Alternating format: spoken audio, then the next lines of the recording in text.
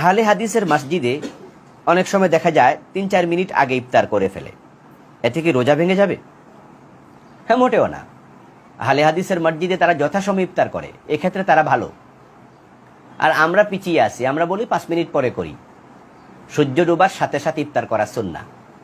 ক্বালান নবী সাল্লাল্লাহু আলাইহি ওয়াসাল্লাম লা ইয়াজালু উম্মতি বিল খাইর মা আজ্জালুল ফিতরা।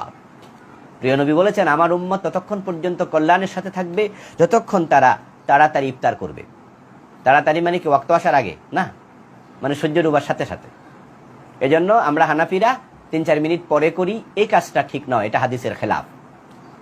বরং আমাদের হানাফিদেরও যথাসময়ে ইফতার করা উচিত। বিলম্বে ইফতার করবেন না কখনো। ১ নাম্বার, দেরি করে ইফতার করা নিষিদ্ধ। ইহুদিরা দেরি করে ইফতার করে। লা ইয়াজালুন নাসু আলা খাইরিন মা আজ্জালুল ফিতরা। বিশ্বনবী বলেছেন, এই উম্মত যতদিন আগে আগে ইফতার করবে, এই উম্মতের কপাল থেকে কল্যাণ কেউ ছিনিয়ে নিতে পারবে না। চিল্লায় বলেন ঠিক কি না? আজানের জন্য বসে থাকবেন না, সময় দেখবেন।